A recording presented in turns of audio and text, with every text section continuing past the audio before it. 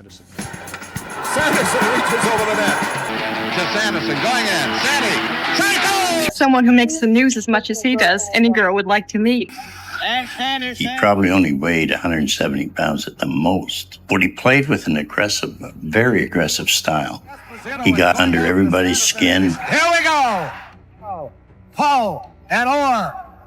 He was a brash, cocky, whatever you want to say, kid. And until the guys got to know him. He didn't back down from anybody. Nobody. Sanderson going with Plager. Orr trying to split them apart. You know the photo. Bobby Orr, flying through the air, arms stretched wide. The moment frozen in time after the greatest goal in Stanley Cup history. Everyone remembers Orr, but almost nobody talks about the man who made it happen. In 1972, one player signed a contract worth $2,650,000 over 5 years, the most expensive deal in the history of world sports at that time, bigger than any soccer or baseball star. His name? Derek "Turk" Sanderson. A sports historian once described him this way: Derek Sanderson was a real-life nightmare. He could strip the puck from you with pure skill, knock you out with a hidden punch, then drive off in a Rolls-Royce to have dinner with supermodels, leaving you with nothing but pain and humiliation. Today, the legends of NHL will tell you themselves exactly how frightening this man truly was. Before we get to the moment Sanderson challenged Orr, we begin with a story that shows exactly how far his aggression could go. March 4th, 1970, St. Louis Arena, Boston Bruins versus St. Louis Blues. Sanderson was sitting in the penalty box, serving his time, when a notorious St. Louis fan leaned over the glass, waved a rubber chicken directly in his face, and screamed, "You are a chicken!" Sanderson did not look away. He did not laugh it off. He immediately tried to climb over the barrier to get to the man. What happened next became one of the most chaotic scenes in NHL history. His Bruins teammates, loyal to the unwritten rule that you never let a teammate fight alone, stormed into the stands. A full brawl broke out between players and fans inside the arena. A reporter who witnessed the entire incident wrote, "It was absolute chaos." Sanderson was like a caged tiger, and that fan made the biggest mistake of his life. Sanderson himself later made his position clear. "Never challenge my dignity. If you humiliate me, I will find you wherever you are, even in the stands." December 14th, 1974. New York Rangers versus St. Louis Blues. On one side, Derek Sanderson. On the other, Bob Plager, one of the toughest and most feared defensemen in the entire league. What started as a hockey game quickly turned into something closer to a street fight on ice. At some point during the confrontation, Plager grabbed Sanderson by the hair.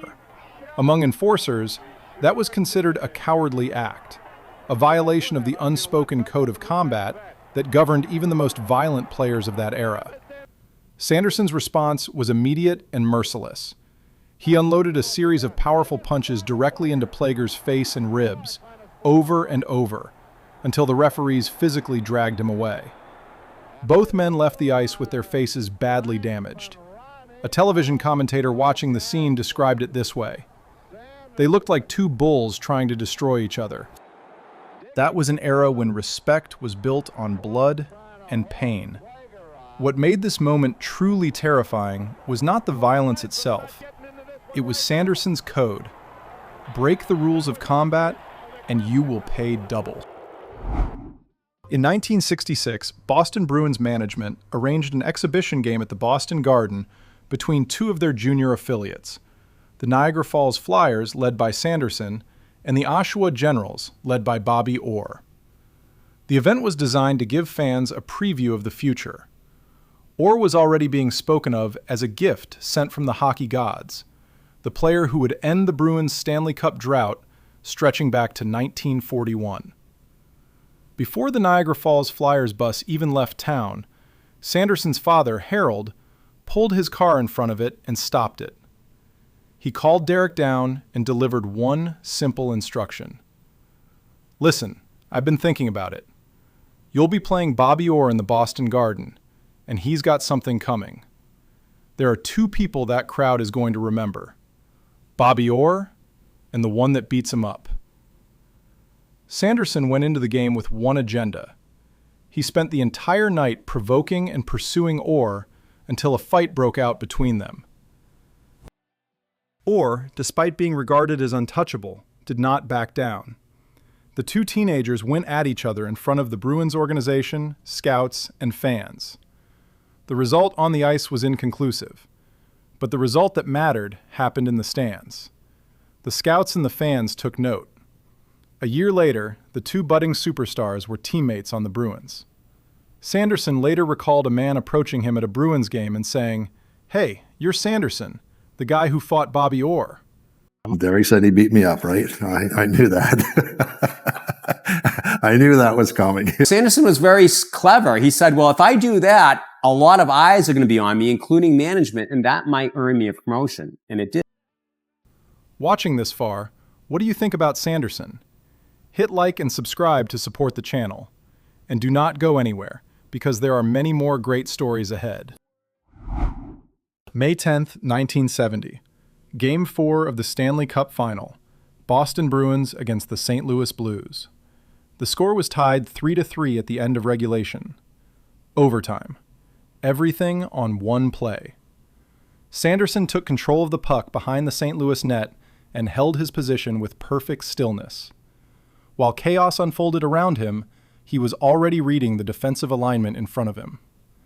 St. Louis defenseman Talbot made the mistake of rushing directly toward him to apply pressure, abandoning his position. In that single moment of defensive error, Sanderson saw the entire play unfold before it happened. He slid a precise pass to Bobby Orr, cutting hard to the net. Orr scored. The Bruins won their first Stanley Cup in 29 years. Bobby Orr later reflected on his teammate. "Derek set me up perfectly. He saw that opening before anyone else did." That was a hockey genius, hiding behind a tough guy reputation. A St. Louis Blues player described the moment plainly. "That pass ended us. He was too fast and too clever." 1965. The Memorial Cup. Game 3 of the finals between the Niagara Falls Flyers and the Edmonton Oil Kings, played in Edmonton in front of a hostile crowd. The series had already been filled with violent confrontations. During one of those chaotic moments, while officials were attempting to separate players, Sanderson positioned himself next to Edmonton defenseman Bob Falkenberg. Falkenberg was holding his stick with both hands, completely unprepared for a fight. Without warning, Sanderson threw a full-force sucker punch directly into Falkenberg's face. The blow was so powerful that Falkenberg lost consciousness while still standing. He dropped straight to the ice. With Falkenberg already unconscious and completely defenseless on the ice, Sanderson continued to strike him until teammates physically dragged him away. Falkenberg was carried off the ice on a stretcher in a critical condition. The game was abandoned due to the violence that followed. A group of Edmonton Oil Kings alumni and supporters cornered Sanderson, forced him into a medical room, locked the door, and beat him unconscious in return. A sports journalist who witnessed the original incident recalled years later, "That was the most vicious sucker punch I had ever seen in my life. Sanderson did not want to win the game. He wanted to destroy his opponent." Sanderson offered no apology. "My father taught me to hit first and hit hard enough that they never get up again. That was not personal, that was survival." The summer of 1972. The Boston Bruins had just won their second Stanley Cup in 3 years. Derek Sanderson was at the peak of his fame and value. When contract negotiations with the Bruins reached a dead end, refusing to meet his demands, a new league called the World Hockey Association saw an opportunity. The Philadelphia Blazers signed Sanderson to a 5-year contract worth $2,650,000, making him the highest-paid professional athlete in the world at that time. He received $600,000 in cash as part of the agreement, an offer the Bruins declined to match. The deal was larger than any contract in baseball, football, or soccer. even larger than the deal Bobby Hull had signed with the Winnipeg Jets weeks earlier.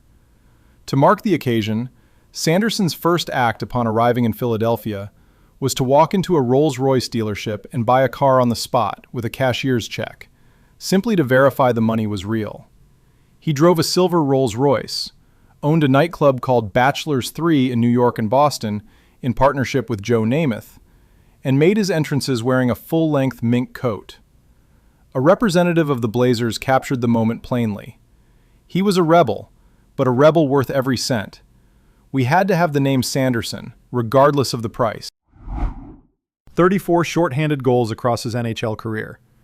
At the time he retired, that was a world record, surpassing Toronto Maple Leafs legend Dave Keon. He held that record for 8 full seasons after leaving the game. A career plus-minus of plus 141. 911 penalty minutes. Harry Sinden, head coach of the Boston Bruins during the 1970 Stanley Cup Championship, captured it perfectly. Derek was the finest penalty killer I ever saw. He did not defend when we were short-handed. He went hunting. He made opponents afraid of their own power play. Now we want to hear from you. Where do you rank Derek Sanderson among the legends of hockey? And which legend should we tell the story of next?